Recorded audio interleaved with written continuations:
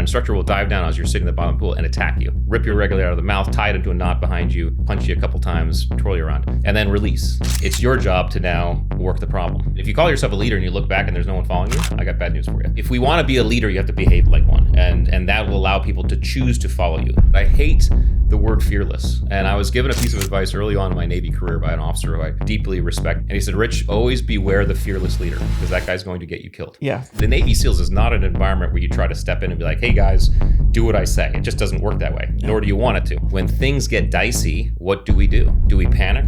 This idea of working the problem. What can I control in this moment? It's pretty amazing. True confidence comes from this belief that when the you-know-what hits the fan, we'll figure it out along the way. Hi, everyone.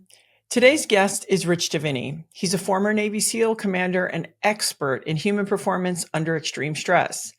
And in this episode, we're going to dive deep into how you can master uncertainty, stay calm under pressure, and actually grow stronger from the challenges life throws your way. I know uncertainty is a really hard one for me.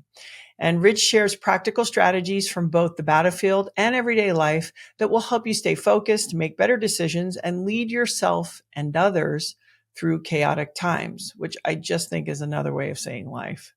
And we talk about how to reframe fear into curiosity, or how to truly know yourself at your rawest, and why mastering uncertainty might be the ultimate competitive edge. If you've ever felt overwhelmed by the unknown, which is like getting out of bed every day, this conversation will give you the tools to turn uncertainty into an opportunity. Welcome to the Gabby Reece Show. Let's go.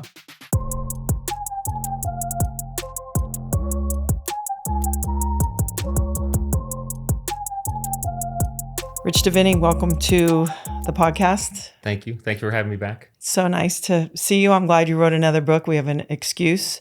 And it's a book that we all need to read, Mastering Uncertainty, and the Master of Uncertainty, because I feel like as I get older, we sort of sell our children and we sell in our businesses. We're supposed to know, there's supposed to be a plan. And really, the idea of being a person who can handle uncertainty would be we'd be doing more of a service, not only for ourselves, but for our employees, for our families. So I really appreciate that you took this on. So just to set the table a little bit, maybe you could share your background, because I think coming from such a structured environment like the military gives you an approach to things, dealing with people, danger, real things at stake that also make this, I think, more realistic. Yeah. No, it's true. And I think, so my background is 21 years in the military. I was in the Navy and I was a Navy SEAL. And so I went in 1996 and retired in 2017. So after 2001, our lives got very kinetic, which of course, there's no one, war is horrible whichever way you take it. But one of the things that it does is it intensifies an environment. I think you learn faster when you're in these more intense environments. And so being in the teams and being an officer in the teams, both leading and training and even assessing and selecting, I became very fascinated with what the makeup of us was. And I think it came from what I call an early healthy imposter syndrome. So in other words, I remember finishing SEAL training. We started with 180 guys. We finished with 38. And I remember, and I was never really an athlete, I was just, I just made it through, and I looked around, I was like, how am I still here? What is it about me that allows me to still be here, to hang with these folks? And as I went through my career, I kept on asking that question. It helped drive me to do my best. That's why I say it was healthy or positive imposter syndrome. But what I recognized was when I talked to my buddies, they were asking the same thing. So all of us were kind of wondering what it was that allowed us to be here. And so I became very fascinated with uncertainty and our ability to perform in it. And I really felt like, and I still feel that true confidence comes from this understanding, this knowledge, this belief that when the you-know-what hits the fan, we'll figure it out along the way. And I think this is where that interest kind of was burgeoned in my career. Yeah, and your first book really goes into attributes versus skills. It's like, what are the things that we're naturally born with? I think you said one of yours was like not a hypervigilance, but kind of a hyper awareness Situational awareness. Yeah. to certain things, and we wouldn't even think maybe the class clown had a place in something like this. And so you've been looking at this layer by layer for a lot. Like we can teach you skills, but what are your natural attributes that can contribute to this bigger picture? And the thing is, and I think this is important, is there's this notion of, and I know you deal with companies and things like that, but really how it all works together. Yes. Like this idea of a team. But at some point, it's sort of like we have to start with ourselves. We do. So it's this weird, it's even an interesting thing as I go through life where I go, I'm trying to offload identity, but I'm still also really trying to genuinely understand who I am so I know what I can bring to the table. Yeah. So it's this kind of rack focus of in and out. So maybe we can start there. One of the quotes in the book is, uncertainty is everywhere all the time, and success is about being able to optimally perform in it. Yeah. And so I think people look around and think, oh, well, they know, or it's all figured out for them. And I don't think it's figured out for any of us. No. Well, that's the whole definition of uncertainty, isn't it? Is that we don't know. And people think, well, how do I train for uncertainty? And the fact is you can't necessarily train for uncertainty because you can't predict an environment that's uncertain. And I would say, so this is actually, having written the attributes, this book is actually the book I've always wanted to write because I was always fascinated with holistically what it took. I realized that it was a bit of luck that allowed me and pushed me to write the attributes first, because the attributes is a big portion of what you need to understand about yourself when you're going into uncertainty. And what we have to understand is that we bring with us a lot of our internal mechanisms into any uncertain environment. So there's some uniqueness about every one of us going into uncertainty. And then there are also tools that we can use that are very human tools. In other words, neurological things that we can apply to everybody. But the idea is there are drivers of our behavior in uncertainty, challenge, and stress. And if we understand those drivers about us, we start to get a real picture of how we're going to show up at our most raw. I've always been fascinated with who we are at our most raw, because I think understanding that is a superpower. I was given the opportunity, fortunate enough, I guess I volunteered for it, to understand who I was at my most raw day one of SEAL training, because that's what it is. And you go through that and you start to really get comfortable with that. And oh, by the way, you learn what your teammates' most raw looks like. And that becomes an even greater superpower, because now as a team, you can operate when the you-know-what hits the fan and when plans don't go as expected. And I always kind of define the highest performing individuals, the highest performing teams are those that not only perform when things are going great, but also when things don't go great. I think that's the single biggest distinction of humans and teams, high-performing humans and teams, is that they perform when things don't go as planned. Yeah, I mean, I would imagine war is probably the sharp end of the stick on that. Maybe certain parts of sport have things like that, just not quite as much as on the line. Right. The stakes are a little bit lower. Yeah, I mean, fighting and football, they're sort of different kind of stakes. Yeah.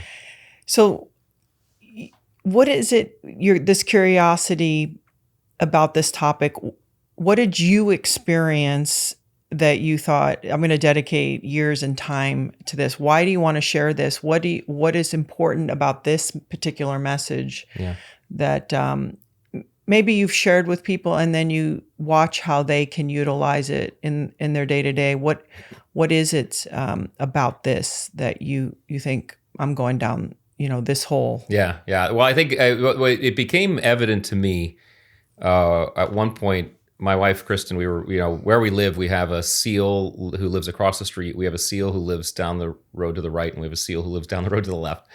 And I remember Kristen saying, I'm glad these guys are in the neighborhood, because if something went wrong, I could go to them and they'd act like you act. And I said, what does that mean? She said, well, whenever stuff happens, like, what hits the fan, you all just calm down and you begin solving these problems and making stuff happen. And so that's when I began to understand, okay, what is it that allows us to calm ourselves, and what are we in fact doing when we calm ourselves? And so I rewound a little bit and started looking at our training and SEAL training and what it takes and what they're in fact having us do. And I recognized that there are actually strategies behind this that can be articulated. And if you can articulate this stuff, then you can actually tell it and teach it to others, which means they can start practicing it and, in fact, getting better at uncertainty. Not only, really, my goal here is not to help people just become better in uncertainty when it just happens. I think the goal here is once you get really good at this, you start to deliberately step into uncertainty. And we know as human beings, that's where growth happens. When we step outside of our comfort zone, growth, evolution, discovery, that's where it all happens. And so that's a gift if people can really feel confident enough to do that. So you have two, I would call them, almost young adult children, pretty much.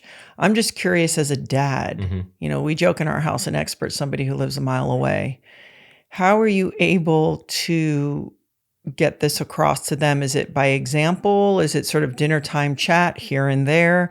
Like, how do you find the way to reach people who are very close to you? Because I feel like for me, it's easy to take the information from you. And I'm wondering, at a time when I feel like, whether it's the telephone, because I think there's some brain hardwiring going on there that would probably make dealing with uncertainty harder. How would a parent start to, is it put them in uncertain environments and then sort of walk them through these things as they're in it? I'm just curious how you've been able to put this in. Well, I would say that rather than recommend parents throw their kids into uncertainty. Well, no, just like a new group of friends at a playground, if you're little, that's the thing. It happens regardless. Life is going to throw it at us in whatever contexts our kids are in it. And so I think you would agree with this. Our kids, certainly at the beginning stages, they do what we do, not necessarily what we say. And so I think example is everything. And so the example that we set for our kids is, and it's quite natural, I guess, is that when things get dicey, what do? Do we panic, or do we begin just working the problem? Even when Kristen and I argue, we really made a decision early on that when we argue, we don't necessarily need to hide it. We can show the kids that we can actually have a productive argument between two people who love each other and resolve it. These are examples that you want to show. Now, as they get older, you will find that giving them actually advice along the path helps as well. I remember my eldest, he was still in high school, and he came in one day it was late in the evening and said, "Dad, I can't go to school tomorrow. I can't go to school tomorrow." I said, what are you talking about? I was like, there's a test that I haven't been able to study for. There's an assignment that I didn't do. I just can't. And he was freaking out. And I remember saying, Connor, just stop for a second. Stop, take a breath and stop. In fact, if you have to walk away and take a breath, just walk away and take a breath and come back and let's work the problem. And he did that. And he started taking breaths and he came back and we began to work the problem. And I remember it helped him because that's what he does now. What I was able to recall was even in my childhood, I remember my dad, I was a teenager, and my dad, I was mad at him for something, and he used to sit down in our den and read the paper.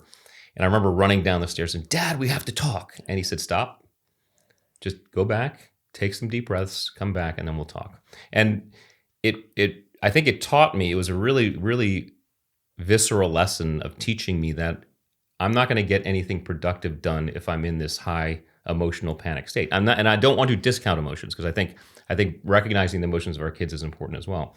But if you want to have a discussion, if you want to solve problems, you have to manage that autonomic response, because because we know that as our emotional autonomic response goes up, our frontal lobe, our decision logic making part of our brain, begins to take a back seat. And our limbic begins to take over. And in a full autonomic overload or amygdala hijack, we are acting without thinking. And while that comes in very handy if you're getting out of the way of a moving train or running from a bear, right? It doesn't help us in 99.9% of the issues that befall us as regular humans on this planet. We want to actually engage our frontal lobe and engage conscious decision making. And so part of that is just setting the example of when something happens, stop, take a breath, and begin to deal with it. And it goes, kids are different, right? So my eldest picked it up right away. He's a little bit more naturally predisposed. My youngest, not so much. It takes a little bit more, but he's getting there. Two things come to mind. One thing is, you've said already 4 times or so, work the problem. Yeah. I think sometimes we think this is, this thing is happening to me and I can't get involved with it. But this idea of working the problem, turning around, looking at the problem, almost grabbing the problem and saying, how do I make this better? How do I make it maybe even smaller? Yeah. How do I turn it from a problem to something else? Yeah. This idea of working the problem. Or what can I control in this moment? It's pretty amazing. I've heard it so many times, but it really lands right now for me where it's like, oh no, we have something that we can get into. Yeah.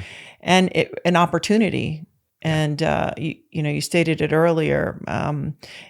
But I have to say sometimes I'm a pretty I don't know, I think I'm a pretty analytical person. Like I'm a person who something will be happening and I'll think, I think I'm getting angry. Like I'll really, like I think I'm starting to get angry, right? But there are times where I can see the impulse to want to lose control, where you just want to go, F it. I want to have a temper tantrum. Yeah. I want to freak out. I want to, and sometimes when these uncertain things, these problems show up, I think sometimes people will use that as an opportunity to vent all the stuff. Right. Their frustration with the work or a relationship or however they're feeling and just lose control. Yeah. And that, like you were talking about, that autonomic response. And so there feels like a part of this, which is like, you have to be willing to say, all right, I'm going to take that breath and I'm not going to use this as an excuse to just unload all of my feelings about everything. Yeah. Well, and the beauty about this is if we keep that frontal lobe engaged, we can actually make a decision to do whatever we'd like. Yeah. You can make a decision to freak out in the moment. You can make a decision to go hit the punching bag. You can make a decision to throw things against the wall, whatever it is. The idea is if you can make a decision, you can make a decision to do something, even if it's to expend some frenetic energy that you're feeling at that time, as long as it's not in detriment to the solution of the problem. Because even a decision might even be, I'm going to stop and wait. You don't necessarily have to move. You just have to make a decision. And this is part of this idea of taking control of the moment and understanding in the most intense circumstances, what can I control? So in SEAL training, in second phase, it's dive phase, and they teach you how to scuba dive. And they, you learn on open circuit first, and then you learn on closed circuit, which is the bubble. So open circuit is the bubbles. And one of the things they do is they train you in a couple of days. They do all the dive physics, and then they put you in the pool, and you have two 2080 tanks. You have a regulator that comes, around your neck to your mouth. Mask, obviously, no fins, but you have a buoyancy regulator now, and a weight belt. And you sit on the bottom of the pool. You're just kneeling there. It's like 20 feet. And the final exercise is called pool competency, where they dive down. An instructor will dive down as you're sitting at the bottom of the pool and attack you.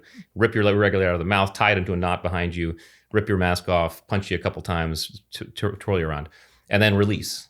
And you're not supposed to do anything. You're supposed to let it happen, by the way. If you fight back, that's bad news.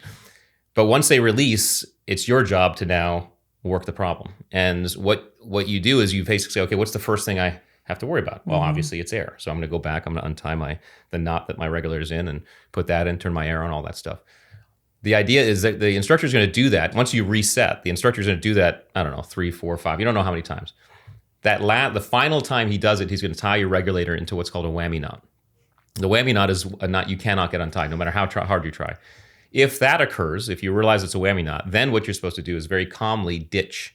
So you basically calmly take your tanks off, you put them in front of you, you put your buoyancy compensator on there, put your weight belt on that, and then you calmly blow to the surface. The trick is you never know when that last hit is coming. So you never know if it's in fact a whammy knot. You have to work that knot until you're very sure, because if you ditch and it wasn't a whammy knot, you fail.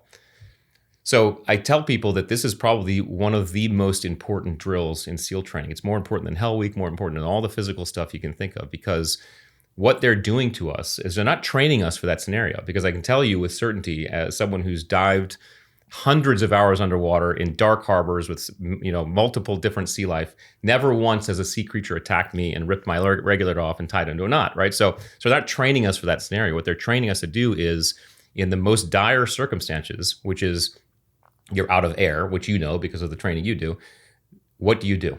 And can you calm yourself enough to begin working the problem? And in that, what's the most important thing I need to focus on in this moment? Do that, and then start taking it step by step. Yeah. It's interesting how out of air, because it's the most fundamental thing in life. Yeah. I've joked about this many times during the training, and especially training people, there are people that I will say after, I would totally go to war with you based on how you handled that. That's right. And there's other people, big, strong, I'm tough guy. Yeah. And I'm like, no chance. No Would I get in a chance, yeah. foxhole? Yeah. Some, 50-year-old lady who's like, I gave this to myself as a birthday present. And it's like all happening and they just slow it down. Yeah. Are you born with that? I'm sure if you have some of it naturally, you can develop it. But are there clearly people that just have it and people who don't have it? And if they, could you develop it?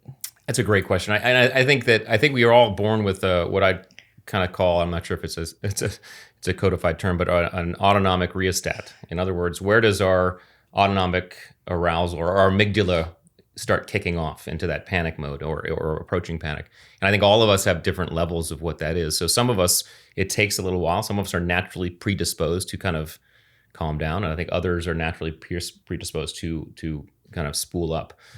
So I do think there's an element of genetics and kind of nature in that whole process. However, that said, I also believe because we're so plastic and our brains are so able to be wired, is that it's totally trainable. It's just, there are people who are generally anxious people, but they consistently step into uncertainty and challenge and stress all the time, every day, multiple times a day, and they get very good at that.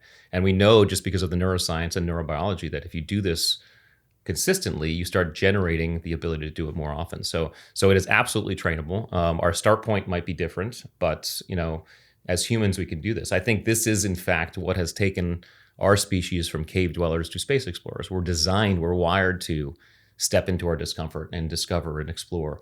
So yeah, it's human and we can all do it. This podcast has been brought to you by OneSkin. My friend Heidi gave me my first product from OneSkin as a present, and it was the face. I then went ahead and bought eye myself. Why is that? Well, the eye area can be up to 5 times thinner than the rest of your face, so it makes it more vulnerable to things like wrinkles and sagging and cellular damage even.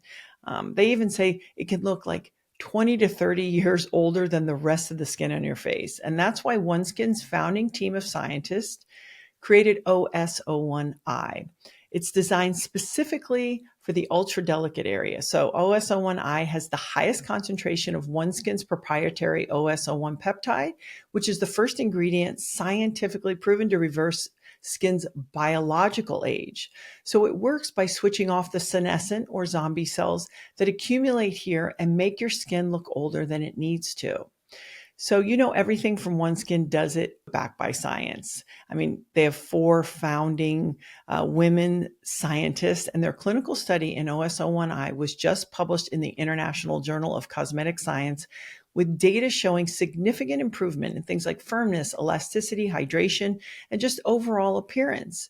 So these 4 women scientists really, they were curious about, hey, what makes skin look or feel younger? And they tested the efficacy of more than 900 so-called anti-aging peptides.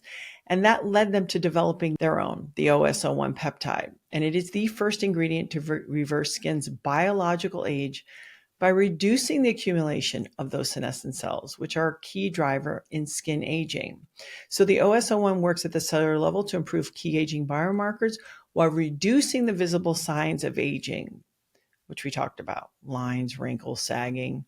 So their entire R&D process is run in-house, strictly adhering to the rigor of scientific process from start to finish. Every claim is based on lab or clinical studies and documented on their homepage. So OneSkin believes the purpose of skincare is not just to improve how you look, but to optimize your skin's biology at the cellular level so it's more resilient to aging in the future and the aging process. So OneSkin is really redefining the aging process with their proprietary OS01 peptide, the first ingredient proven to help skin look, feel, and behave like its younger self. You can get 15% off by using the code Reece at oneskin.co. So that's 15% off at oneskin.co with the code Reece, oneskin.co. I won't even get into the fact that now they have things for your scalp and hair. This podcast is brought to you by Ritual. So 97% of women ages 19 to 50 are not getting enough vitamin D from their diets, even if you try. But Rituals Essential for Women 18 plus, which is what I take, was shown to increase vitamin D levels by 43% in a clinical study. So I make it really easy. I take Ritual.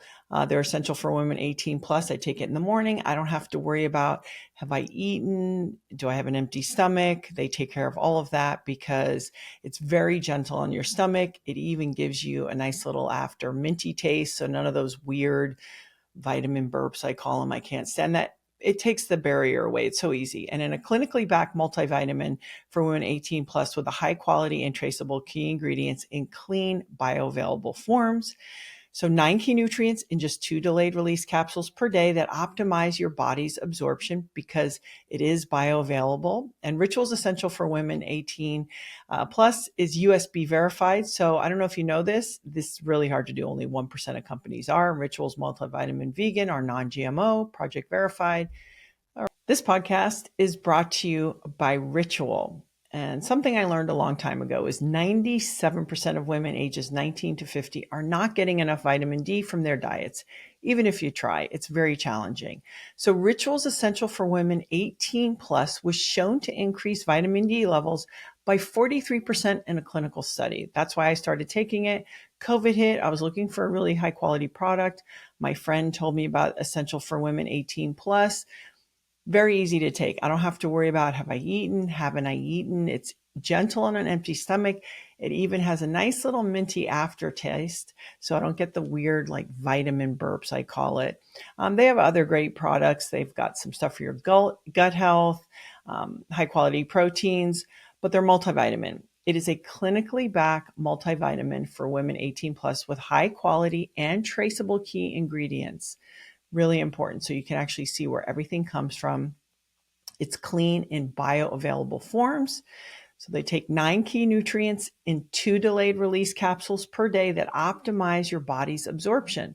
So because it is bioavailable, your body knows what to do with the ingredients. So you are really maximizing your efforts. And Rituals Essential for Women is USP verified. So you know you can trust what you're putting in your body. Rituals multivitamins are also vegan, non-GMO, Project Verified, gluten and major allergen free. They're even a certified B Corp. So they are really trying not only to give you best ingredients, but they're also trying to do best practices. So if you're looking for a great multi or other products, no more shady business for you. Rituals Essential for Women 18 plus is a multivitamin you can actually trust. You'll get 25% off your first month for a limited time. All you have to do is go to ritual.com/Gabby. You can start your Ritual or add Essential for Women 18 plus to your subscription today. That's ritual.com/Gabby for 25% off at ritual.com/Gabby. So you break this book up. I want to say too, what I love about this book is you can get through it very quickly. Yeah. And you sum up every chapter. You really highlight it. So it feel like it's a real teaching book. Yeah. But in a simple way, because I have plenty of books I read to do this, or I read for my own learning, and I'm like, I need to read that again because it's so big of an idea, or they didn't break it down in a way. And you make this where it feels like if somebody, for me, if I was an employer, this would be right away because most of us are not going into the military. Or if I was trying to, just be a better leader in my life, or somebody who, the other side of this is this everyday part. So there's a strong leadership component in this book, but then there's this other part because everybody's dealing with uncertainty. Yeah. And it is interesting as a parent, right? The scariest, I don't mind uncertainty so much for myself, but the minute I became a parent, I thought, man, this is really uncomfortable. Yeah. Because I can't control what they're going to go through either. Right. But I think these principles really just remind people. So you break it up into these sections, and maybe we can just kind of visit some of them. Just talking about moving horizons and then, keep going and stay cool. Like you even give very directive ways. And for me, moving horizons, I thought was really fascinating. Yeah. So something uncertain occurs. Let's say it's not life and death. It's just something at work, a problem that arose that's maybe bigger than you want it to be, but you didn't see it coming with an account. There's sort of two folds in this book. There's sort of the you part of it and there's the we part of it. Yeah.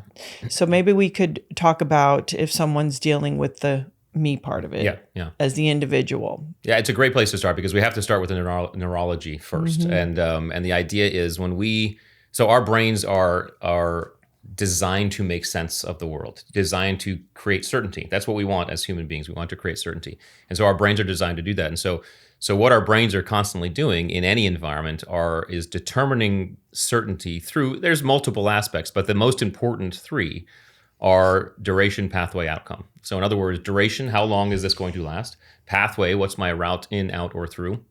And then outcome, what's the end state here? If we are in absence, if we have all three, we're good. If we're in absence of one or more, we begin to feel uncertainty in our autonomic arousal starts to go up. So just give you an example. So imagine we have strep throat. Okay, strep throat, we know first of all, we know people don't really die of strep throat, and there is a known antibiotic that you can take for strep throat.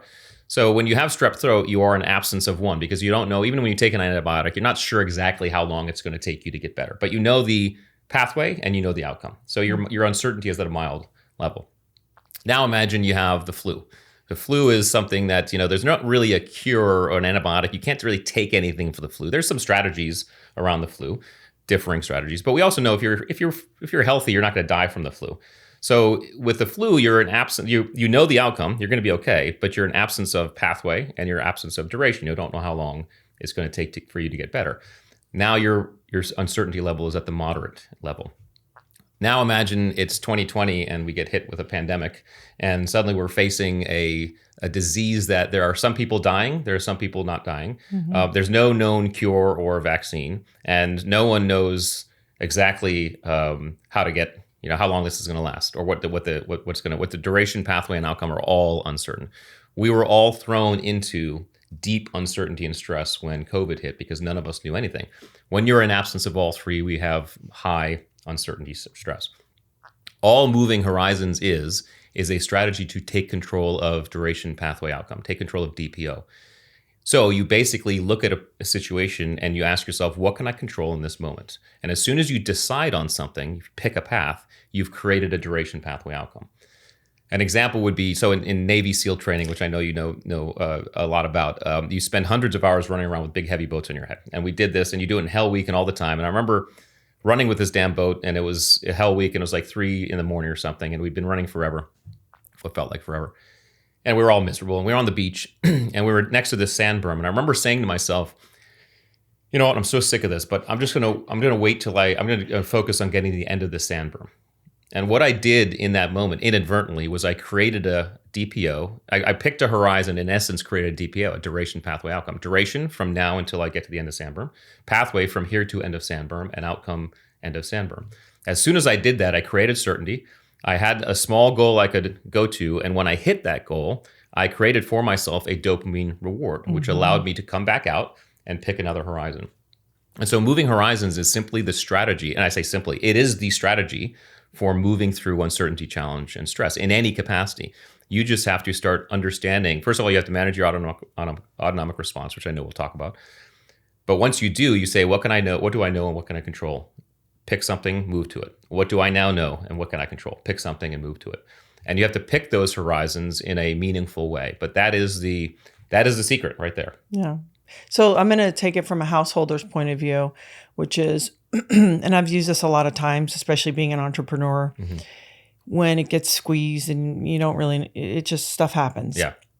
I have literally, because I'm hypervigilant, and I've had to really try to pull back on that. It's not productive.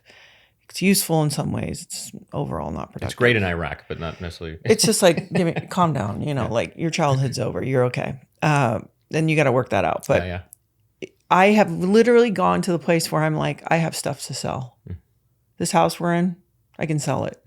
So what that does is that gives me an outcome of those things, like we have a roof over our head or we have food.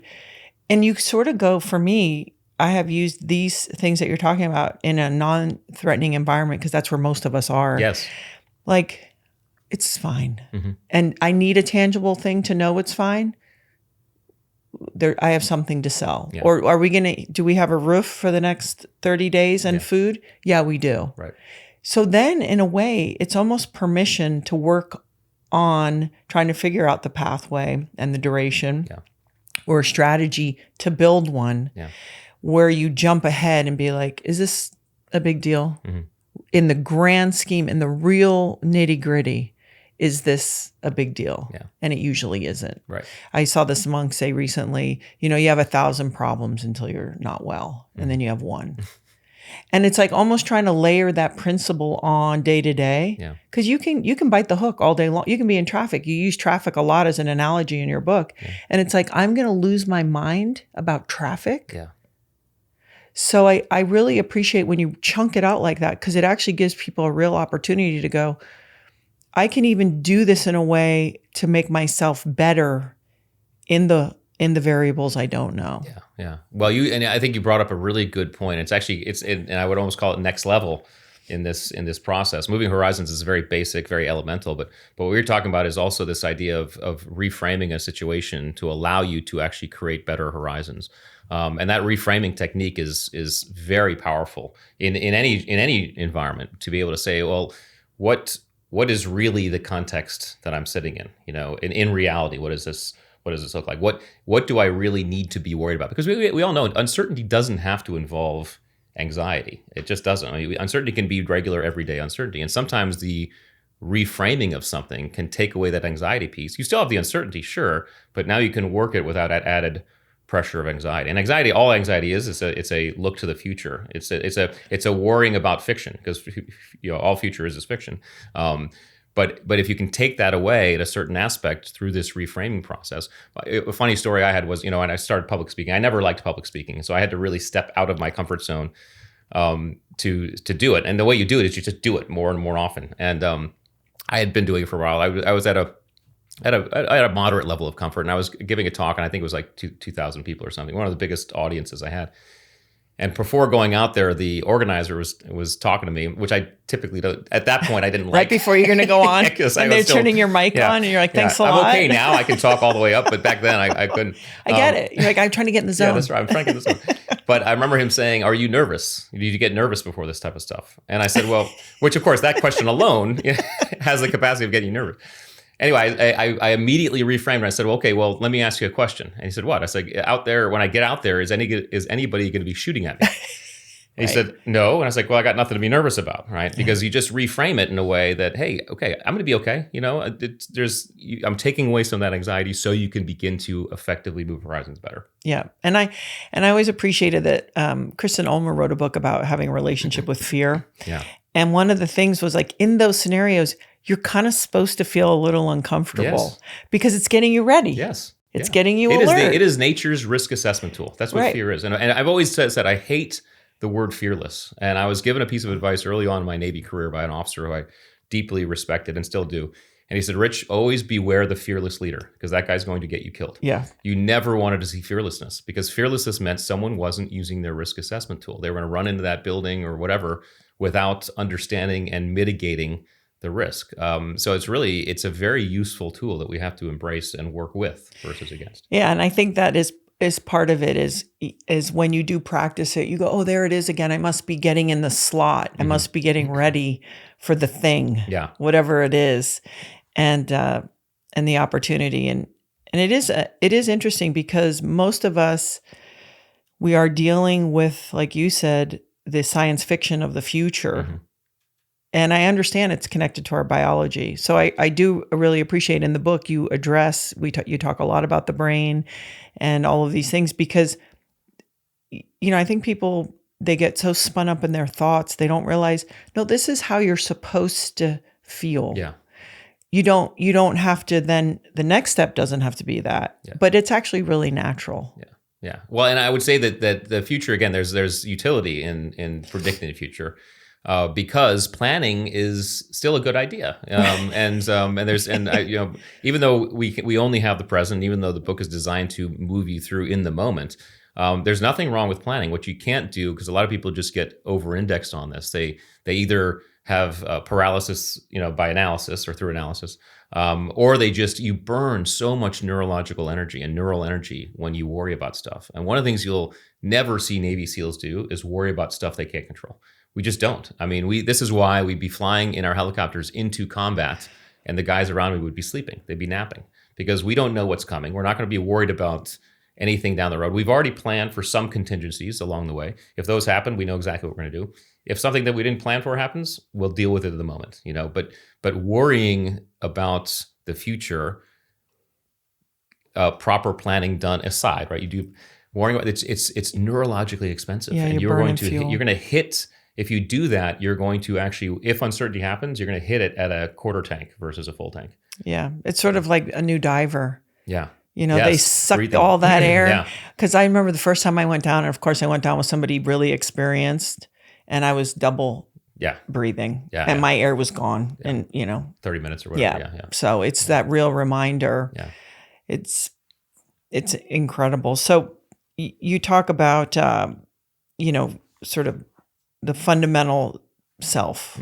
Three parts of the fundamental self. So I mean, you had to look at it, this idea of uncertainty, because it is first the individual, but really you're blanketing this and talking about even how a whole team can not only deal with uncertainty, but how effective and how long, and being able to perform at a high level over a long period of time. Yeah. So maybe you can talk about a little bit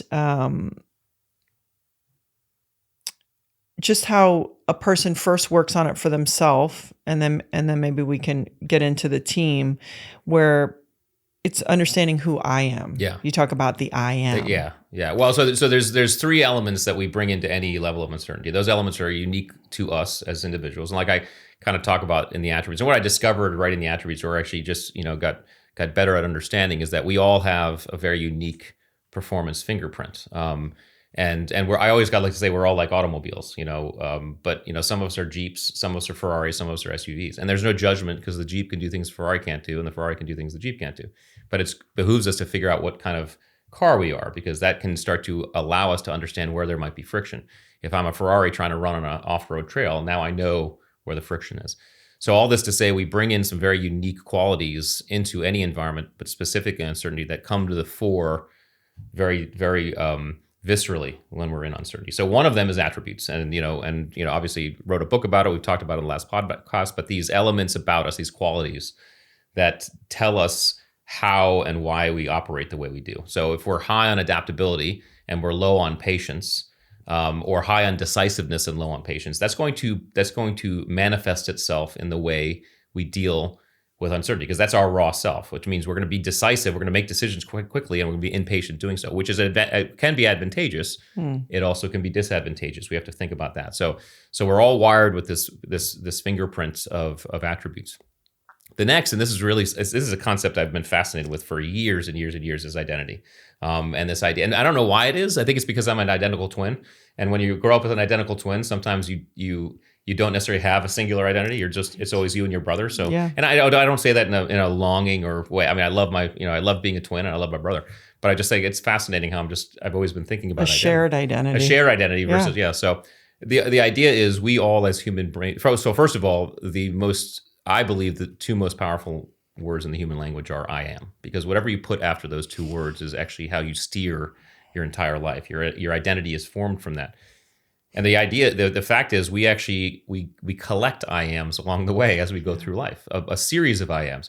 And it could be serious. It could be very, very important I ams, all the way to benign things, right? And so it could, I grew up, I played lacrosse. I was a lacrosse player. Okay, I went to this high school. I went to this college. I'm a Navy SEAL. I'm a husband, father. I'm a Metallica fan. All these are identities.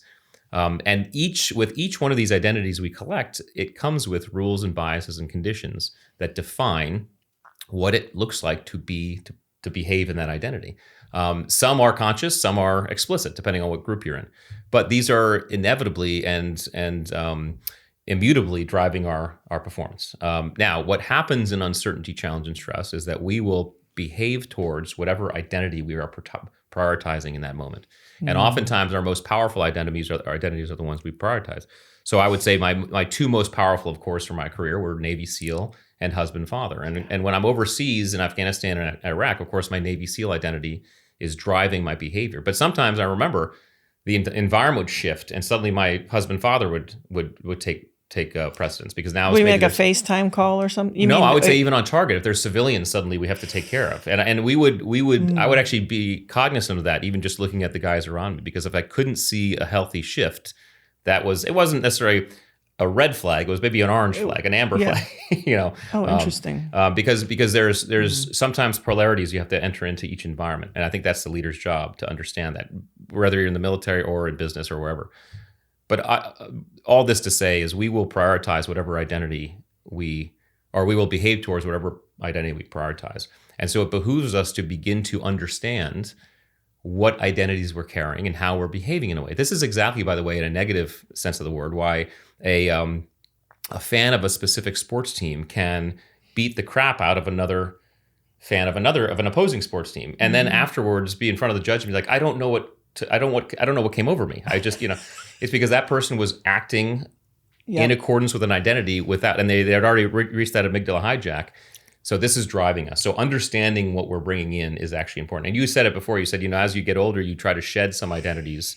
And I think that's important too, whether you're shedding them or just putting them on the shelf so that they're not influencing your behavior anymore. That's important too, because it's going to happen. Well, and I also feel like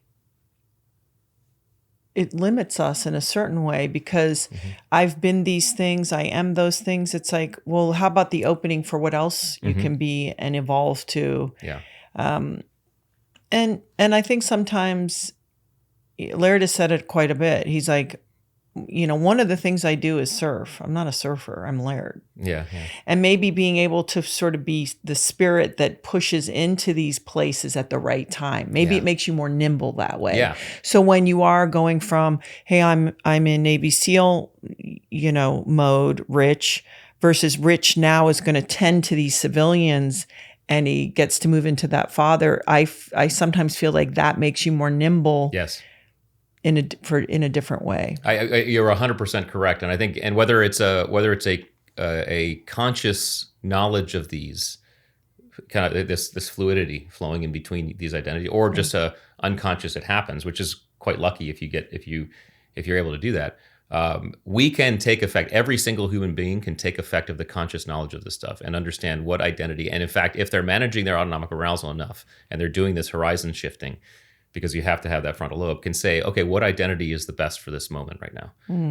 Whether it's a Navy SEAL or a husband, father, or a surfer or a car mechanic, whatever that is, or a Metallica fan, who knows?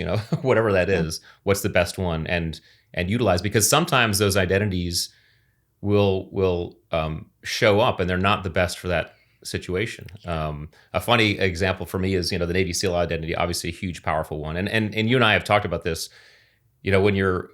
We don't, like the SEALs, when you leave the SEAL teams, you're not a Navy SEAL anymore. So people are like, oh, you're a Navy SEAL. No, I'm a former Navy SEAL. It's not like the Marines where it's once a Marine, always a Marine. In the SEALs, it's earn your trident every day. So when you stop earning your trident, you're no longer a Navy SEAL. We always say the guys who are doing the work, they're the Navy SEAls. I'm a very proud former Navy SEAL. But it's an identity that you have to deliberately shelve. But part of that identity is just the way I look at time. For me, so I was asked this question shortly after retirement. Someone said, hey, what's the biggest thing you've had to get used to as a civilian, coming out of the SEAL teams? And I said, it's the way you all look at time. And they said, what do you mean? So, because in our world, there were three types of time. There was military time, there was civilian time, and there was Navy SEAL time. It's like military time is if you're not 15 minutes early or late. Civilian time is anywhere between 15 minutes and start time, you're fine. And Navy SEAL time was plus or minus 30 seconds. And we used to plan our helicopters that way. We'll pick you up at 0223 plus or minus 30 seconds. Now I bring that into a situation, and I recognize that is not a realistic standard. And so if I'm, for example, giving a workshop or in a about to give a talk, and people are just strolling in, and we're 5 minutes past, we're 10 minutes past. Instead of getting all frustrated because I'm operating from a SEAL identity or a former SEAL identity, I put that identity you become away. A husband Or a civilian at least. I'm just kidding. Laird is always like, I'll be the guy in the car waiting. That's right, yeah. I will say Kristen has been, because she lives with boys, so she is spot on. I mean, she's adapted. She's so adapted. you consciously shift. I consciously shift, yeah, and it allows me more. First of all, it takes your stress down immediately. It's that reframing, but it also allows you more empathy, which is also important quality when you're trying to build a relationship with other human beings. You don't want to stand in front of a group of people judgy, right? So this identity shifting, or at least identity fluidity, can be very powerful depending on what you're dealing with. It can be, and I think it really bleeds into this notion of leadership, which we're going to get into and talk about. But people often think, a leader is like, I'm the guy or girl in charge, and I'm the leader. And you realize it's actually your job of trying to contain the space to get the goal done, to get everybody in their best spot, to make the mission, whatever the mission is, right. work. And you have to be more fluid, I think, because it's like a great coach. Like, this person needs, hey, you got this. This person needs and I don't even think you can do it. Yeah. And this person needs, show me what you have. This person needs to be left alone. Yes. Whatever the million things are in leadership, and being able to change those role plays, I think then would transfer over quite well to the leadership role. 100%. Yeah, 100%. Because are there moments, I mean, I would imagine, I a lot of times when I am teaching a class, I can be, it's not that I'm tough, it's just that they're like corralling kittens. Yeah. And so I sort of put out a vibration of like, so this is like what we're going to do today. Yeah. And it's really for your own benefit. Yeah. It's not because I'm trying to show you that I'm in control. Right. Yeah. Of the situation. And I think sometimes people, they don't really understand the nuance. Yeah. And I have quoted you more times than I can say in leadership. Maybe I've gotten it some wrong. I said basically what I learned from you was that, for the obvious things about a leader, you're prepared, you are the thing, right? Like if I'm asking you for excellence, hopefully you're modeling that. I'm being excellent. Right. When I teach class, even if it's my friends, I say good morning, because it's like, no, we're going to all kind of operate in a semi-formal place because we're trying to get something done. Yeah. But what I was so fascinated from learning from you about leadership was a leader makes a decision, can make a decision. Sometimes people don't do that. They make a decision, but they're totally accountable. So if for some reason that is not the right decision, they can adapt and say, hey guys or girls, I blew it. We're going to shift around. And the leader is not allowed to, their job is to create the environment that everyone's their best, and that they're not actually allowed to say they're your leader. Well, so the idea is being in charge and being a leader are two separate things. Yes. Being in charge is a position. Yes. Being a leader is a behavior. And I always joke, like you're inferring that you don't get to self-designate. You don't get to call yourself a leader. That's like calling yourself good looking or funny, right? Other people decide whether or not you are someone they want to follow based on the way you behave. And if you call yourself a leader and you look back and there's no one following you, I got bad news for you. Yeah, you're not a leader. You're not a leader. You're one of one. So you're one of one. So if we want to be a leader, you have to behave like one, and that will allow people to choose to follow you. Now, what you're talking about is there's a, and this is absolutely true. There's a line when you are in charge of a team between sometimes being a leader and a driver. And the driver is the person who's basically dictating what's going on in that moment. That sometimes has to occur, and part of that is maybe some positive modeling at the front end. Hey, this is how we're gonna talk to each other and deal with each other. And part of that might be, hey, something just happened, and this is the direction we're going right now. Yes, that is enormously more effective, and maybe it's ineffective if you don't build trust in that team. People have to trust you be able to do that. And if you build that trust, if you position yourself as a leader to build that trust and begin to do the other things you were saying, you're seeking guidance, you're pushing forward people, you're allowing people to fail, and taking accountability. You're keeping accountability. I always say leaders, you can always delegate responsibility. You can never delegate accountability. True leaders do not delegate accountability.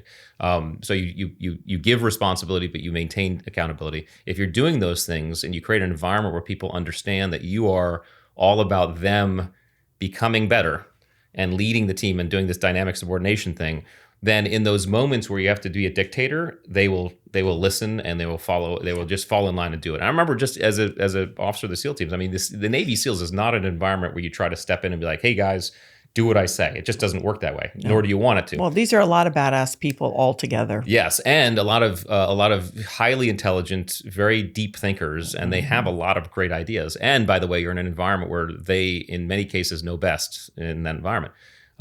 However, there were sometimes moments where just because of the environment, because of the situation, I had to say, hey guys, this is what we have to do. Let's do it. And they'd be like, got it. We're marching out. Because they know, Rich typically doesn't do this. He's not a dictator all the time. So the fact that he's dictating means something. Yeah, we can ask him later, but we're gonna do it. So this is the gift you give yourself and the advantage you give yourself if you behave like a leader, not like a driver.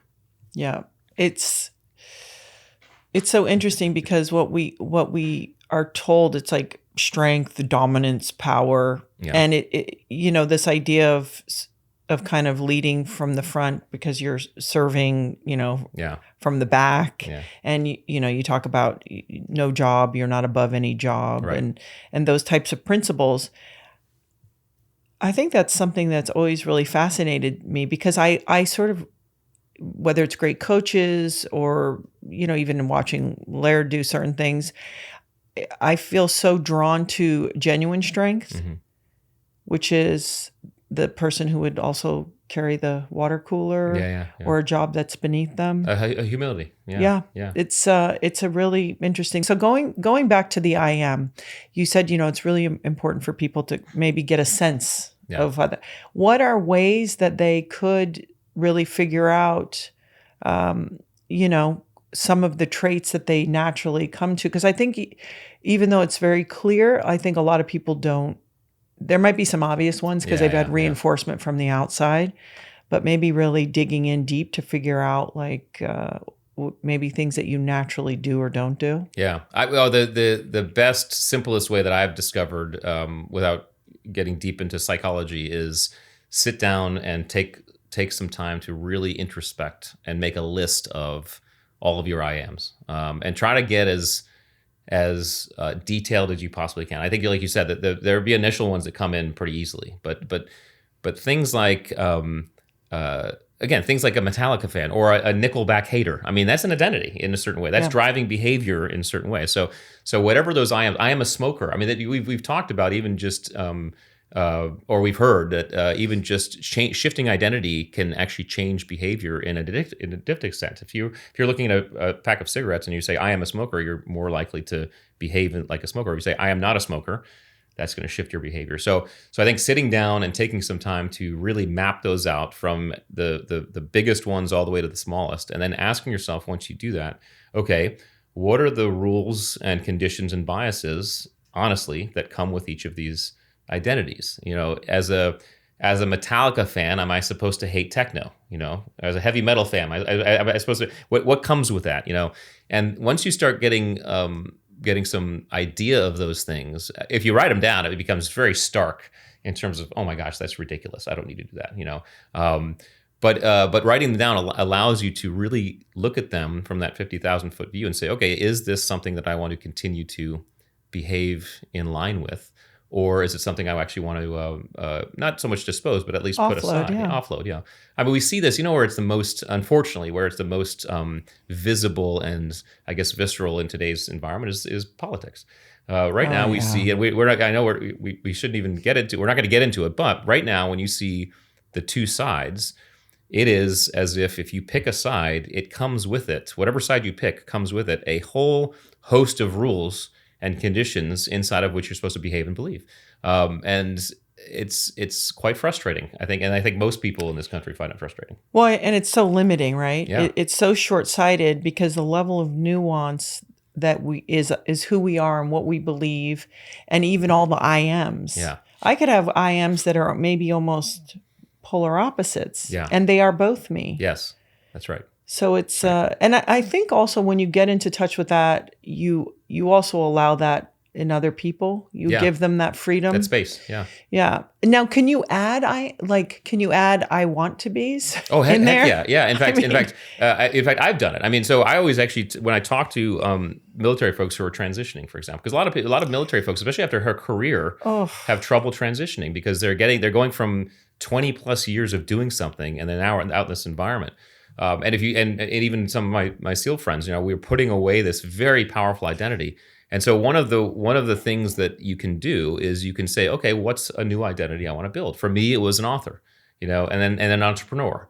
And so I'm building two new identities by choice to fall into, to behave towards. And I actually think that as I get older, no matter what I do, I'm always going to find some new identities to build. It could be I'm a tap dancer. I speak this language. It could be anything, a new hobby.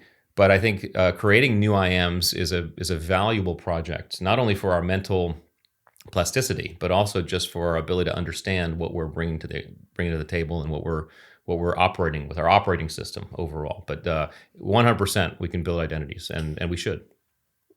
How about the modification? So I guess I'm going to, poor Laird, I throw him under the bus all the time. He's just such a good extreme case. He's not in here, so we can. No, he's in the next room. I'll make a nice dinner. Yeah. No, but I use him a lot because he is sort of this bucket of exaggerated characteristics that in certain ways could be negative, but then in a certain way he really swung it to something positive. Yeah. But kind of this restlessness, you know, always looking for adventure, and then being really dedicated to the family. Yeah.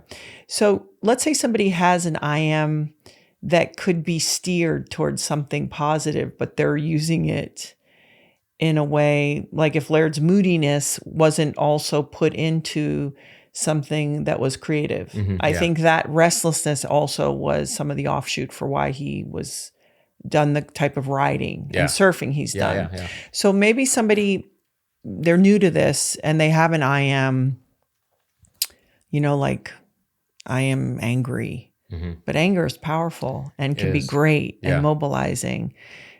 How would one modify or redirect an IM? Yeah, and we have to be careful with putting emotions after IM because I think it's just to skew it a little bit. So okay, but I think you're right in the sense. I mean, you could say I am an adventurer. Okay. And listen, we could say just all of us, you, me, Laird, in our younger selves, adventure was high on our lists. You know, certainly for me. And that was one of my IMs. And so, but of course, then you have family, you have kids, and you realize, okay, wait a second, you know, my husband father identity is stronger and higher and more important to me.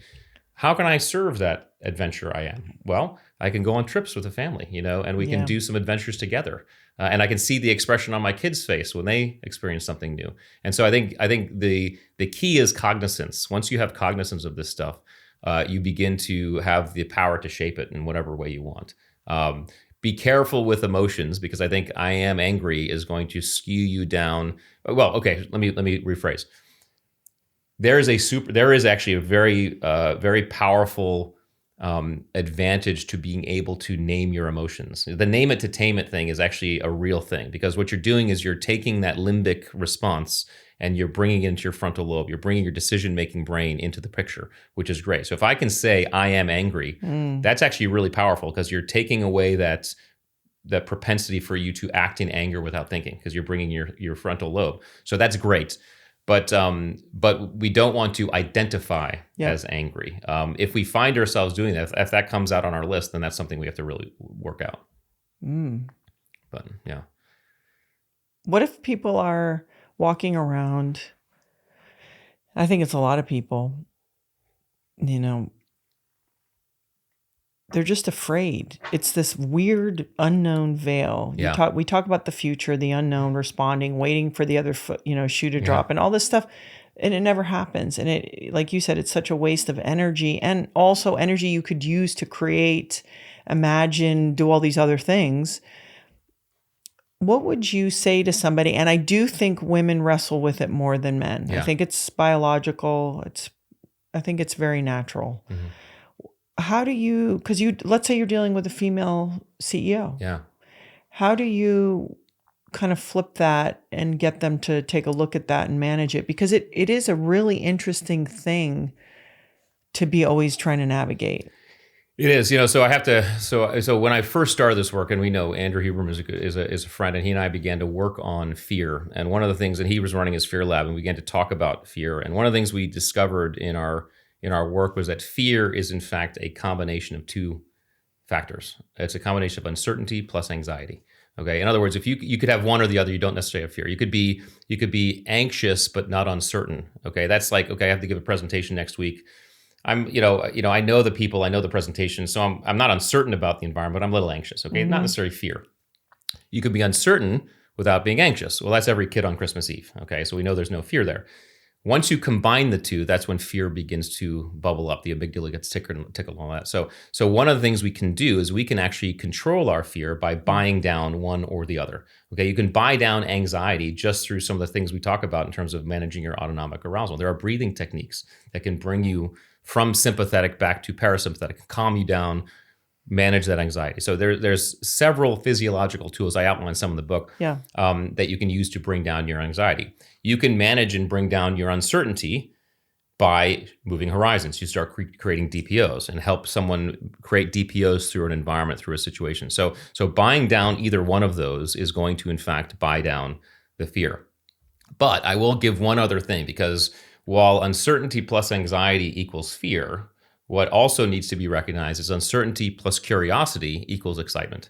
And so a technique and a tool can be, sometimes, it's easier said than done in certain cases, is trying to shift your anxiety to curiosity. Okay, so an example is this, and you and I have talked about this. I hate heights. I've always hated heights. Now I love flying, everything about flying, but jumping out of airplanes, all that stuff was always an issue for me. It was hard. Which it goes to say that I also hate roller coasters. I think we talked about this on the last podcast, but I don't like them. I'm out of control. I mean, it's height, it's out of control, it's all that stuff. My wife Kristen loves roller coasters, and so we sit on the same roller coaster side by side, have the exact same ride. There's no difference in her ride than mine. She has anxiety, or she has uncertainty plus curiosity. She comes off excited. I have anxiety plus uncertainty, and I have fear, and I'm drained. I have, on occasion, tried to shift my anxiety to curiosity. And so, I always grew up wanting to be a fighter pilot. So I've said to myself before, I'm just going to sit on this thing and pretend I'm flying in a jet. That's what I'm going to be curious to see how that feels. And that has helped move the needle on my fear. And so this is a strategy. Again, it's easier said than done, depending on the level of fear. But in the case of, you could do that with public speaking. In the case of a situation, hey, instead of being afraid, instead of being anxious about what's going to go on, which is, again, you're having trepidation about fiction that's ahead of you. Maybe I'd be curious about what's going on. So instead of being anxious about what the crowd's going to do or say or whatever, I wonder what the crowd's going to do or say when I give that. I mean, how's this going to turn out? What's going to happen? And so if there's an ability to shift anxiety to curiosity, you can turn fear into excitement. I love that. And I think in a way it's more childlike. Yes. I think as kids, we're way more kind of curious and in wonder. And I think that we know a little too much. Yeah. And then all of a sudden it can turn into something unproductive. So you write in your book, everything starts with the brain. Yeah. And you talk about the breathing patterns. If somebody is in an uncertain moment or, they're in a feeling of out of control,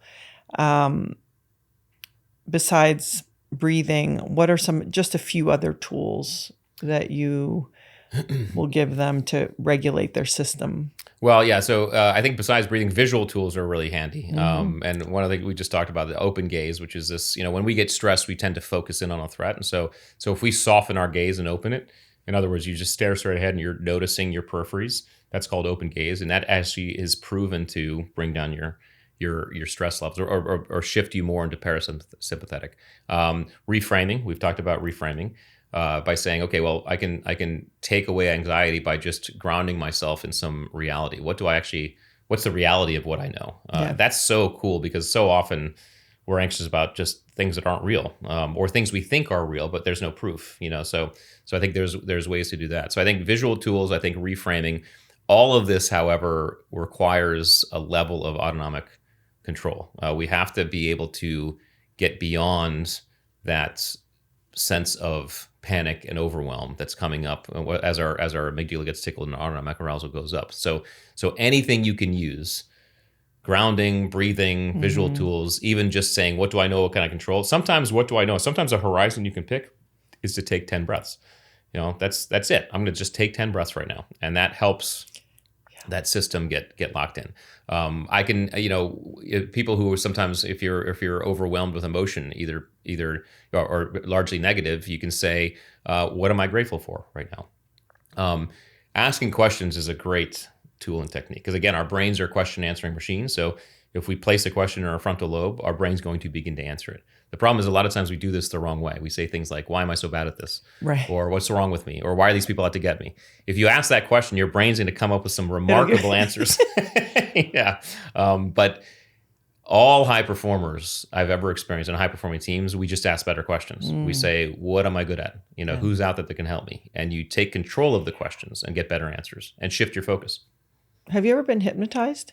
Yeah, a couple times, not deeply, and I'm really interested in it. I'd like to do more, but I don't know if there's any good ones in my area. But I'm fascinated with the whole project. Yeah, it'd be interesting. So you work with companies, and I always love, we used the analogy the last time we talked about a sports team. It's like you get the best guy skills in every position, and that team doesn't win. Mm-hmm. You get a team over here that's a little more ragtag, but they have all these attributes that complement one another, and then they're highly successful.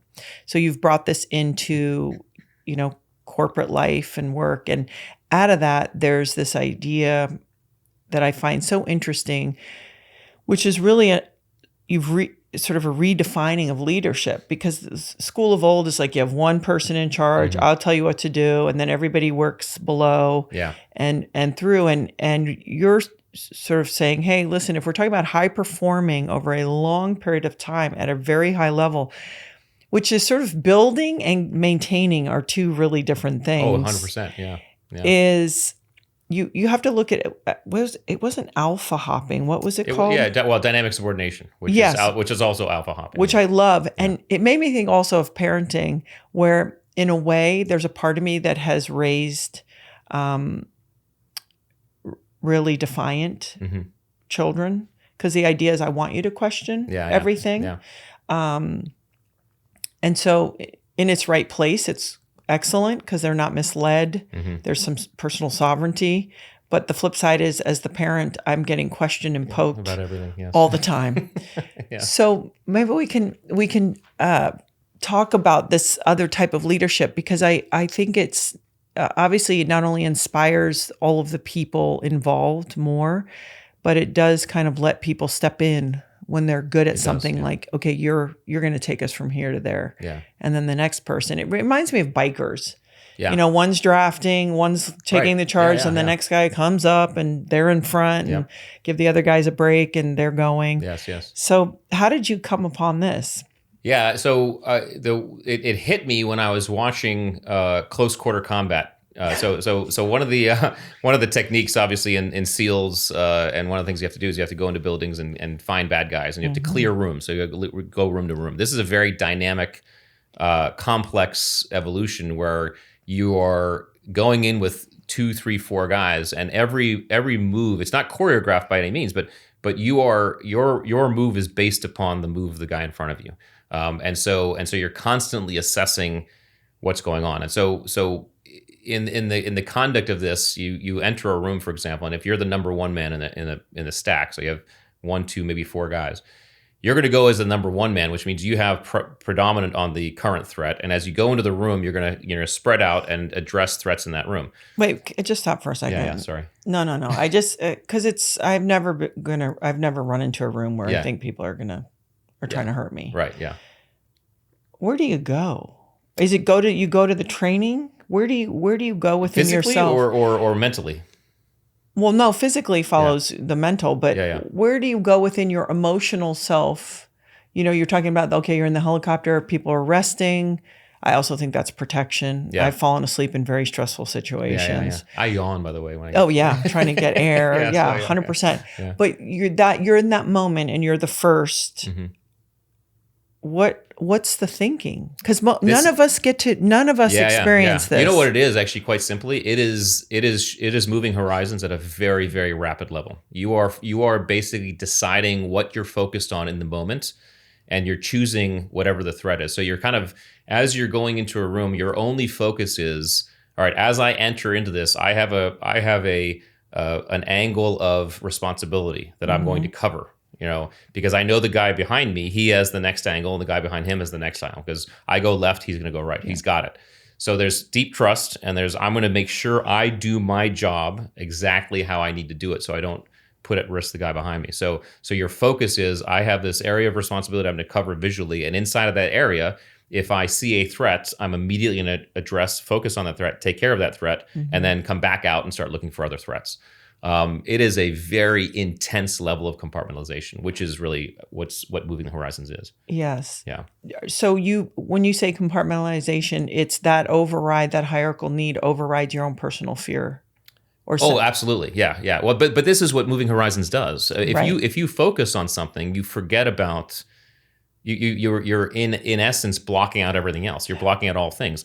Here, a great example. We'll just shift for a second. So in the military, we do high altitude, high opening parachute operations. This is where we'd go up to 20,000 feet or 22,000 feet. We'd jump out of the airplane.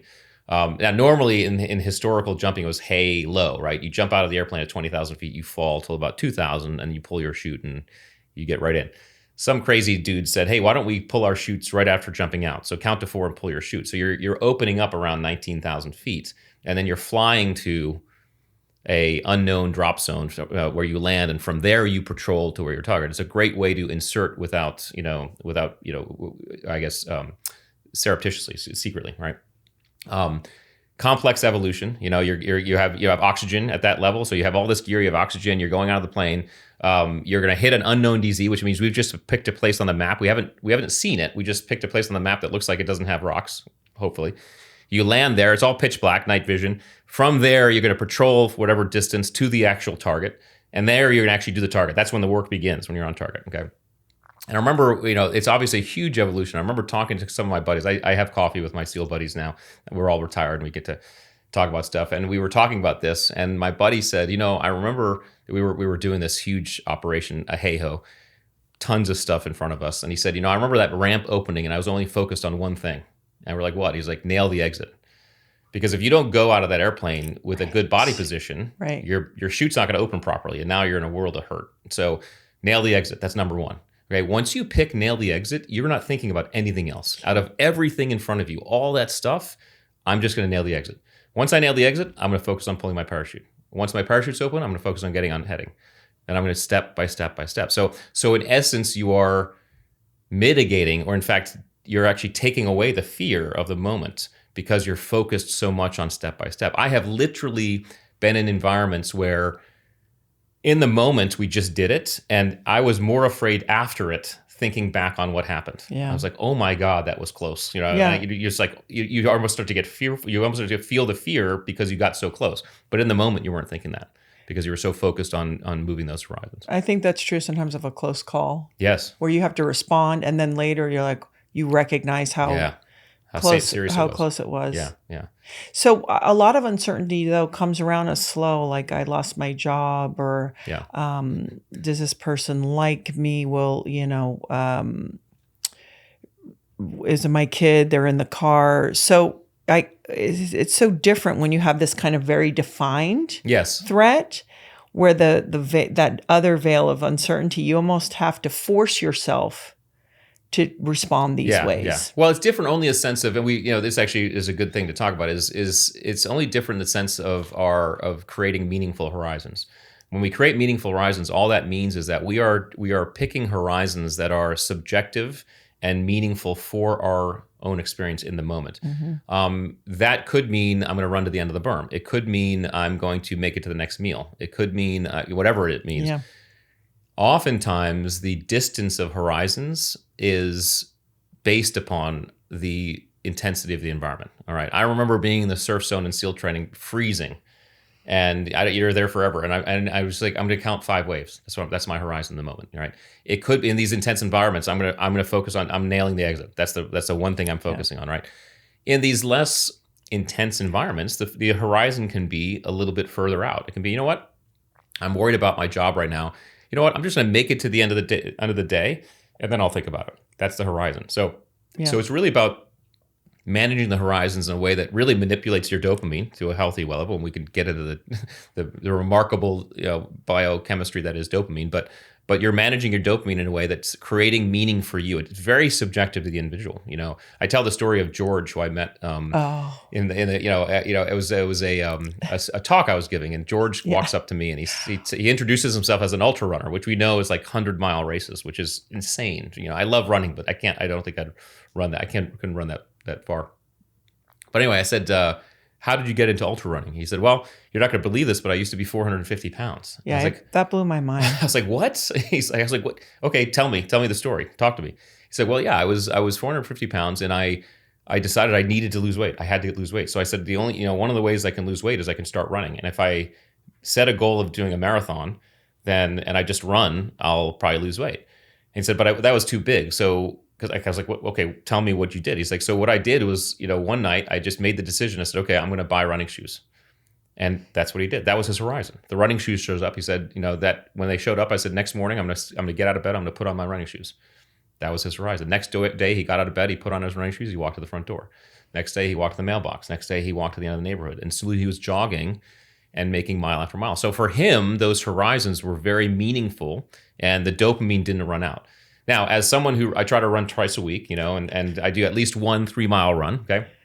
If I take a break for, 4 months and I haven't run and I want to start running again, putting on my shoes and walking to the door is not going to be a big enough horizon for me. Right. I'm going to have to pick something a little bit farther because it's subjective to me. But the idea being we all have these very subjective horizons that we can pick, and it has to be very meaningful for us. We can't necessarily pick other people's horizons.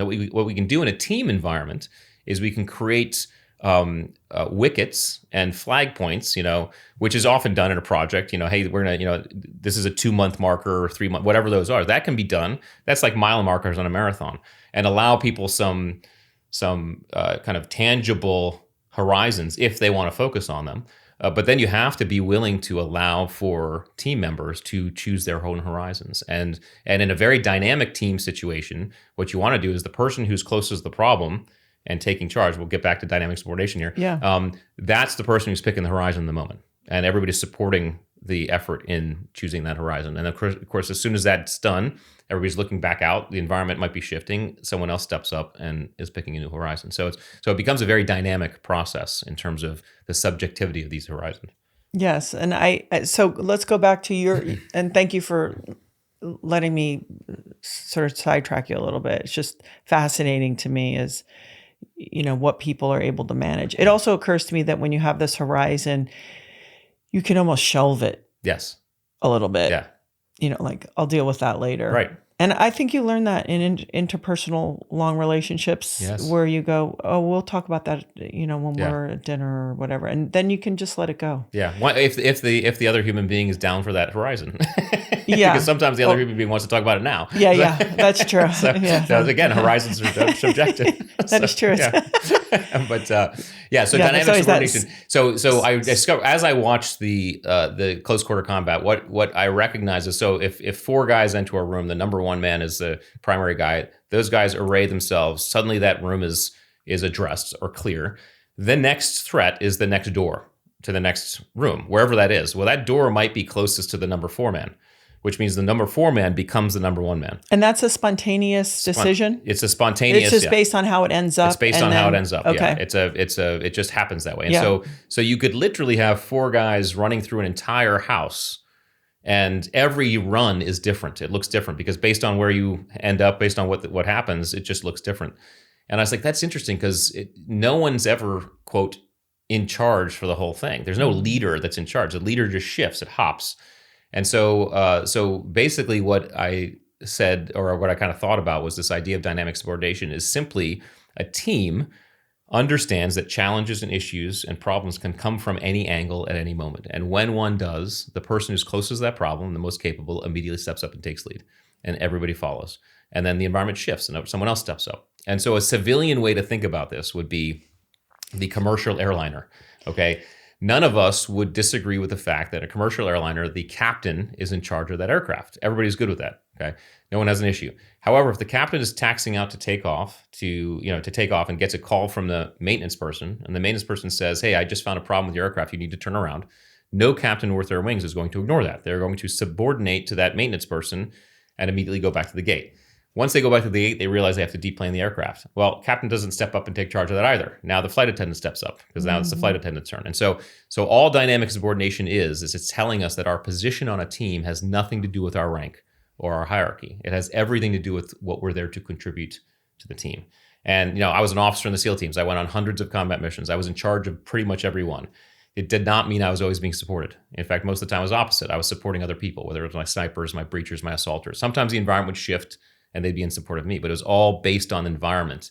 And this is the type of environment that the leader is responsible for creating. And the only way you can create that is to do what we talked about. You have to empower people to step up, step forward, give them the space, give them the confidence to, hey, when it's your turn, I need you. I always got, as a commanding officer of a SEAL command, I remember the most important words I could ever say to any of my members was, I need you. Because it immediately told them that, hey, you have value on this team that nobody else has. And we need you. We can't do it without you.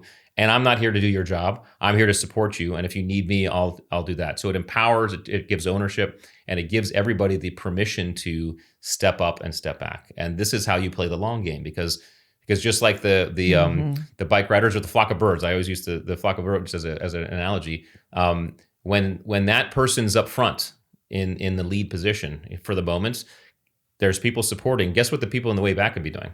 They can be recovering and resting so that they're ready for next time it's their turn to step up. Yeah. And this is how you play the long game in high-performing teams. Yeah, and I really appreciated too, this idea of, and you inspire people. Yes. They're not only are you going to be more successful, but they're invested, they're inspired. And I think sometimes we don't understand how much we empower people when you say, I need you. Yeah. Yeah. It's not a weakness. It's no, you're contributing to this. And all that does is make them take that more seriously and more pride in that. I always, it's funny. I always used to tell my junior officers, I said, hey, you have to get used to what I call the irony of leadership. And that is, if you do your job correctly, you work yourself out of a job. Yeah. You create a team and an environment that actually outpaces you and outruns you. Now, in the military, that's a necessary thing to do, because in combat, you might get offed, any moment, right? So morbid, but it's true. The reality is you have to create a team that can operate without you. But every true leader's desire is to create a team that actually outpaces them, outruns them. Because when you look back and you say, oh my God, look what happened. Look what we did. Or look what I had a part in doing.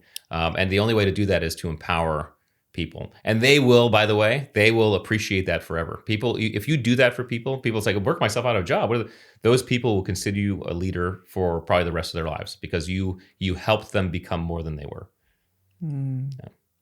That's a beautiful thing. It really is. Yeah, it really is. It's actually, I think it's the gift of leadership if done correctly. It's the reward. Arthur C. Brooks writes the book Strength to Strength, and talking about how we have these, you might not be faster than the 20-year-old guy. And so this idea of synthesizing information, but also elevating, teaching, helping people be their, best selves. Yeah. I think a lot of us don't understand how rewarding that is. Yeah. Well, and it's funny, parenting is a great example. And I remember my dad once saying, he said, Rich, parenting is one of the most important and difficult leadership jobs in the world, because you're taking a life from zero and helping it be a productive adult in society. And we all know that part of parenting is you have to develop your child so they can go off on their own. You have to let them ride the bike and fall if they need to, but you have to empower. If you shelter them, they're going to be unproductive. They're not going to have that confidence. And so it's no different for teams. I mean, teams, being a leader of a team is just like parenting, just in a different way. So we have to be cognizant of that. I think, again, the truest, quote, leaders recognize this, and it really fires them up. I always remember just even seeing younger guys, younger officers come into the teams. I'd look at some of them like, oh my God, these guys are so freaking awesome. They're so much better than I am. And it excited me, because I could get excited for the future of the community and watch them just just blossom and be like, oh, this is great. I can, I feel in very good hands as I step out and step aside. So I think true leaders get excited when they see it, and they like that. I think those people who don't get excited, they have arrogance or ego. They're not really leaders; they're drivers, and they're more focused on the position versus the job. Yeah. So it's always. I feel like you can't go wrong when you focus on the grand outcome. What's going to be better for everybody. I think when you're looking sometimes for yourself, I think in a way you experience that by yourself too. Yeah. Versus that collective. I just want to revisit, because we're talking about human performance. I thought it was interesting. 40% of your brain power is in your vision. Yes. Yeah. Our visual system is one of our most dominant systems. I've experienced this in pool training. When the drill gets really hard, you close your eyes. Yeah. Literally, there have been drills, because when I teach people and they look at you like you're out of your mind, and it was only really through doing it. I said, listen, even how focused your eyeballs are, because if I throw a ball at you, you can watch the eye go. Sure. I'm like, the more you cannot notice, the more you're going to conserve your air. Yeah. And they all are like, oh yeah, okay. And then after 8 times, they might take you up on it. Right. And I'm like, listen, I've made the mistakes, but I've even noticed if one step further is when we're doing an in place one, like a jumping one. So it doesn't really matter. You're not going to, swim it a diagonal or into the wall. Literally, the deeper you get into the drill, you just about close your eyes. Yeah. You're turning off that stimuli basically, and it helps save a ton of energy because you're just taking so much in. So it makes sense. I mean, we are visual creatures, and it's why when you talk to people who are blind or have been blind, their other senses are dialed up so much, because as soon as you lose that, your brain then adjusts to your other senses. But we rely on it quite a bit. So something you said earlier that I just want to circle back to is, like, for example, the military guys, they ask better questions. So maybe we could, for a civilian, I just love that we use that word. Even though I'm a civilian, I've been a civilian for 7 years now. So, I remember one time I did a show, and I think I was with Neil Strauss, and the guy said householders, and I was like, oh wow, it's kind of brutal. Householder. Yeah. What are like 3 important, uncertainties coming, work, family, whatever. What is an example of like a few better questions? That's a great question, and I wish I could answer it specifically. You just think it's so personal? Well, it's so contextual, but I won't gaff. No one's dying. Yeah, but I won't gaff off the question. One of the things, if you are unable to figure out a good question in the moment, it's a very simple question to ask yourself, and that is, what's a better question right now? Yeah. Because your brain will begin to come up with better questions. That's how it works. I remember during COVID, Kristen and I, we'd walk around the neighborhood with our German Shepherd, and we'd use the first lap to vent, and then the second lap, we'd be like, okay, let's ask some better questions. What are some better questions we can ask? And we began to come up with better questions. So now there's even a technique that goes even further. If you're in a state where it's very difficult to even ask that question, ask yourself, what can I be grateful for right now? Because gratitude is such a powerful, it's one of the most powerful emotions we have, especially, neurobiologically. And if you just start thinking about things you're grateful for, it gets you into a state where you can then begin to ask better questions. But it's very, very, it's an absolutely essential tool for focusing your brain. What's interesting is we do this naturally, in the SEALs, I'll start by saying I love driving. I love everything about driving. You give me anything to drive, whether it's a boat, a plane, a car, a motorcycle, a tractor, whatever. Is it the freedom? I think it's the freedom and the machinery and all that, just whatever that is, control probably. So anyway, when I was in SEALs, you get to go to driving schools, and I signed up for every one I could, racing schools more specifically. And when you go to a racing school, the first thing they teach you is how to get out of a spin, or if the car loses control, what do you do? And the first thing they tell you is never look at the wall, because if you look at the wall, you're going to hit the wall. Yeah. So your car could be pointed at the wall, but you're looking where you want to go, and your body will begin to steer the vehicle that way. So it goes with the brain. If we steer our brain in a certain direction by the wrong question, if you ask yourself, why am I so pissed off right now? you will come up with some fantastic reasons as to why you're pissed off. Okay. Or if you say, why can I be grateful? Or what can I be happy for right now? You'll come up with those answers too. Yeah. And that'll downregulate your system. That'll downregulate your system. On top of it. Yeah. And put you in a better state. I mean, it is, I learned this trick in high beautiful. school. I really did. And then it changed the trajectory of my life, because I'm really a very true believer that the quality of our lives is directly proportional to the quality of questions we ask ourselves on a consistent basis. If we ask ourselves better questions, we get better answers, we have better focus points, the quality of our life goes up. And we can start doing this now. It's amazing in terms of the tool.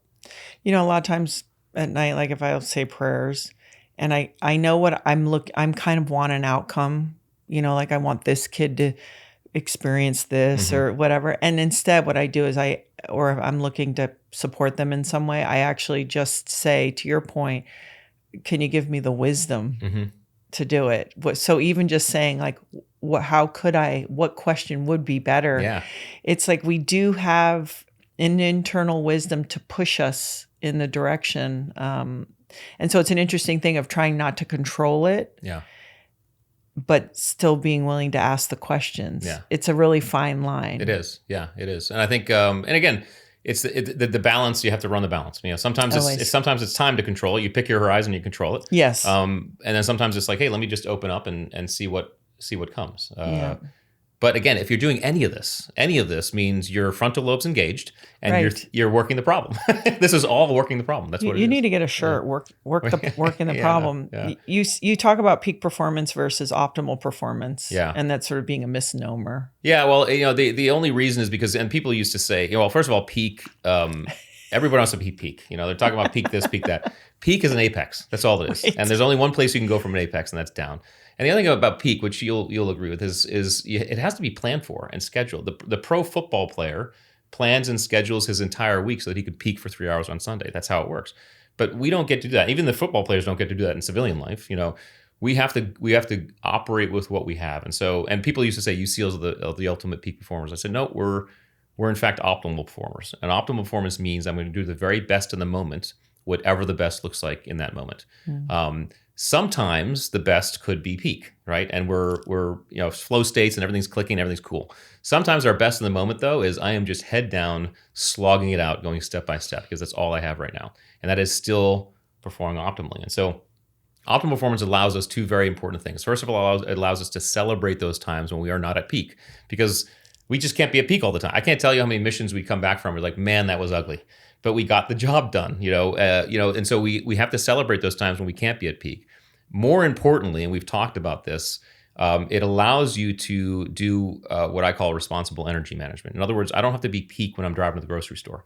I can be at some other energy level. Here's a funny story. I was working out. A buddy of mine has this gym where he has active SEALs and retired SEALs come, and he puts them through like a 4-week program where you get a trainer and you go do 2-a-days, you get meals. It's awesome. You get a bunch of stuff.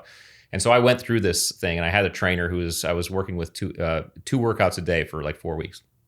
And at one point he was making me push this sled, on AstroTurf, right? The sled pushes. And he had a stopwatch, and he was timing. I was like, "What are you timing?" Because I'm always asking him, "What are you doing now?" I was like, "What are you doing?" He's like, "Well, I'm timing. I'm seeing how powerfully, like how fast you come out of the gate on the push, and then how fast you do the whole thing. Like what's your speed differential there?" I was like, "Well, what am I doing? What are you finding I'm doing?" Did you build power, or did you start with power? Here's what he said. He said, you start at the same speed that you finish every time. Wow. You're just going the same speed the whole time. And I was like, that's interesting. I said, what do most SEALs do? He's like, most SEALs do it like you do. And what I recognize is that SEALs are aerobic performers. They're only anaerobic if we need to. We will never, ever go full out in the moment if full out is not required. We will Is it manage task completion? And, at a certain level? It's more just, it's energy modulation based on optimal performance. What do I need in this moment? Can I nap right now in the helicopter? That's what I need right now. When I get out of if I jump out of the helicopter, I'm in a gunfight. Now I'm dialing up that energy, right? I'm dialing up that power, and then I'm bringing it back down. And this modulation is exactly what happens in optimal performance. You're modulating to what you need, and this again is how we play the long game in any high performing team.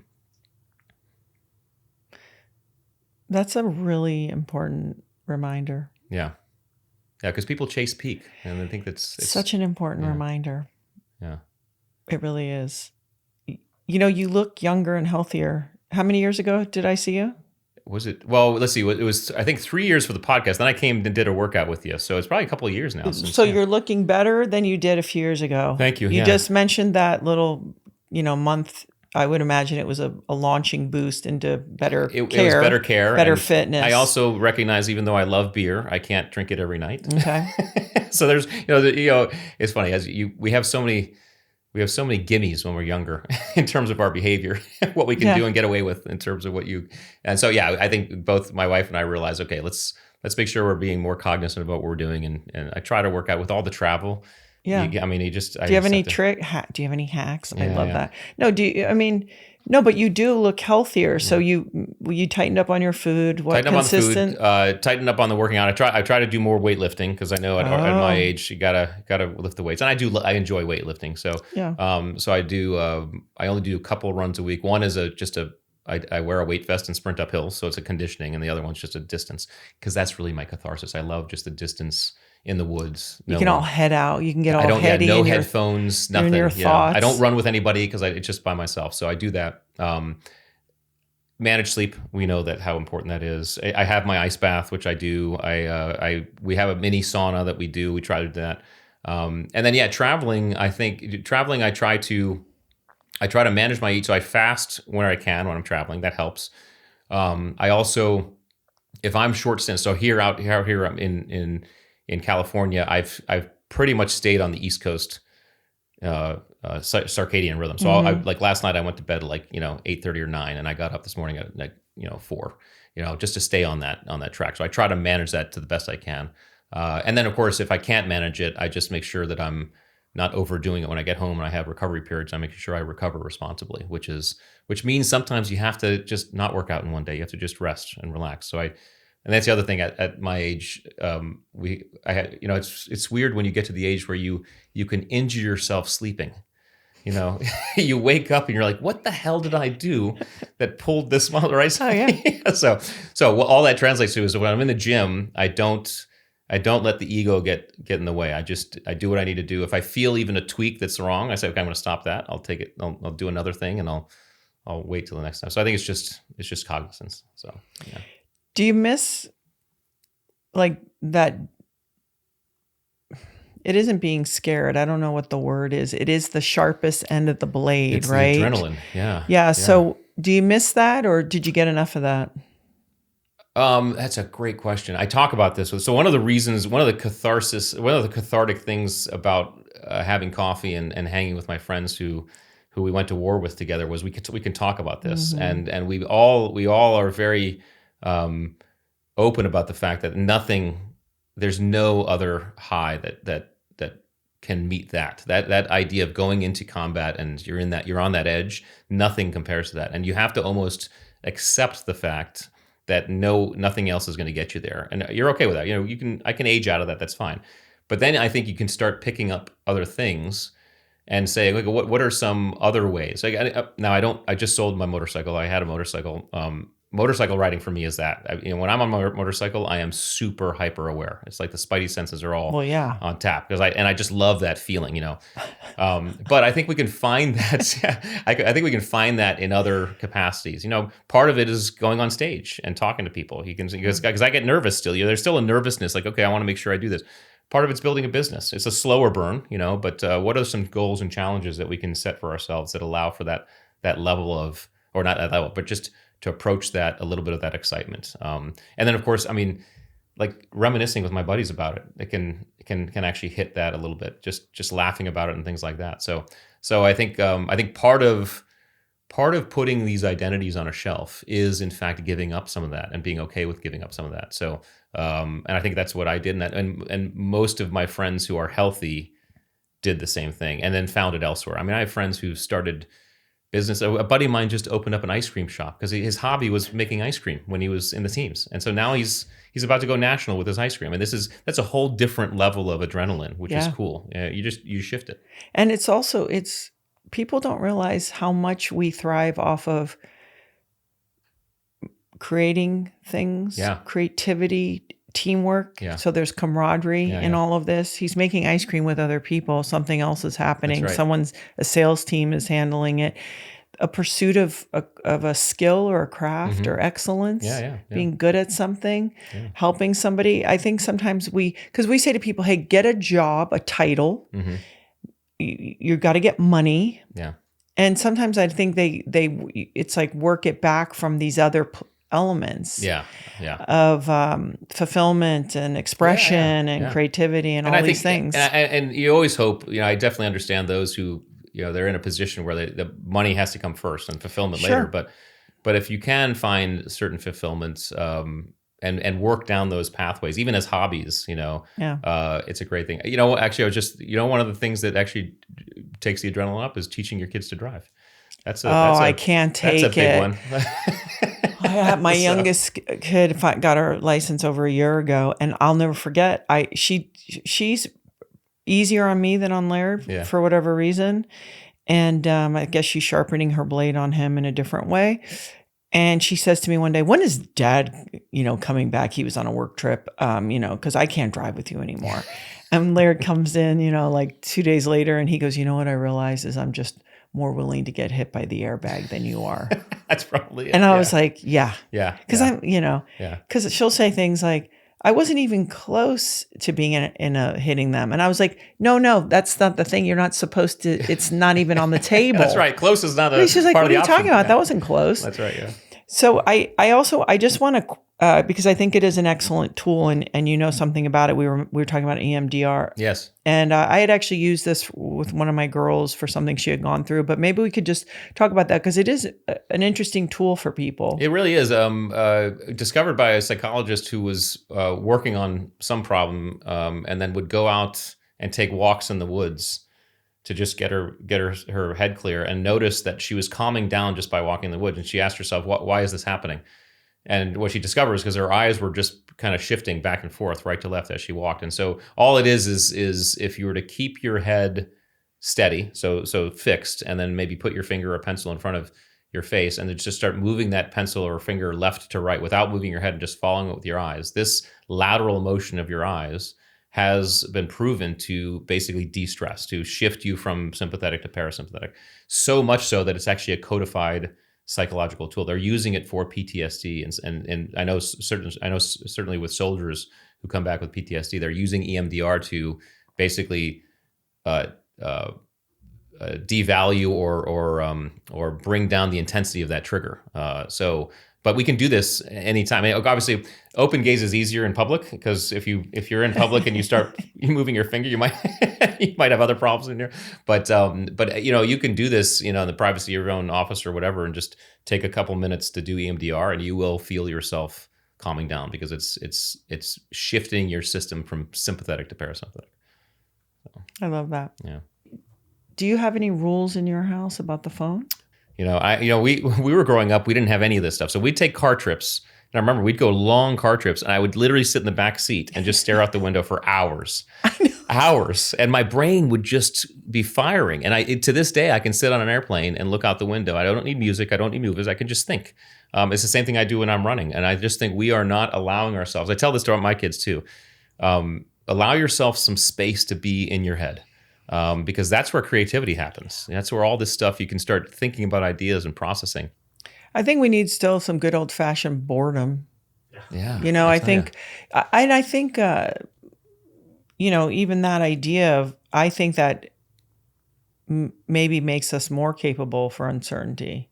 Well, I would say, what is boredom really? And I think boredom is an opportunity for you to be inside your head.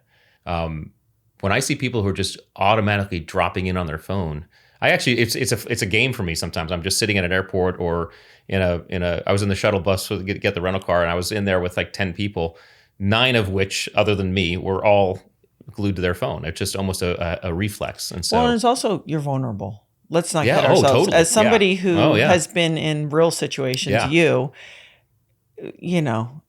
would never be in an environment, a strange environment, and not knowing what's. Don't get me started on the people who wear headphones in. Again, to each his own. When I see someone walking down the street or even just in a public environment and they have headphones and How about New York City looking down at your phone? Yeah, with headphones. Yeah. I mean, you know what always interests me too is like if there's single people, like there's so many beautiful men and women in New York City. Yeah. They don't even see each other anymore. Right. Like I used to live in New York, and if there was a beautiful girl walking down the street, whoever was walking, they saw her. Yes. Yeah. And now it's like all this stuff is happening, light reflecting off a window, a beautiful molding on a building, a beautiful, a child, like so many extraordinary things to see. We don't see any of it. We're just seeing the 3-inch by 2-inch glass. Yeah. I'm very, very happy to say that neither of my boys are on social media at all. They didn't bite the hook. They didn't bite the hook. I think it's a girls. The guys are for gaming more, and then I think girls get the social media. Yeah, and they do that to a degree. They watch YouTube, but I'm also happy to say that they watch science stuff and things like that. And again, part of that is, I think, actually beneficial. The kids nowadays, their brains actually move very rapidly, and that's a good thing. But yeah, there are certain rules. I mean, neither of the boys even touch their phones while driving, which is great. They're not even accessible, which is good.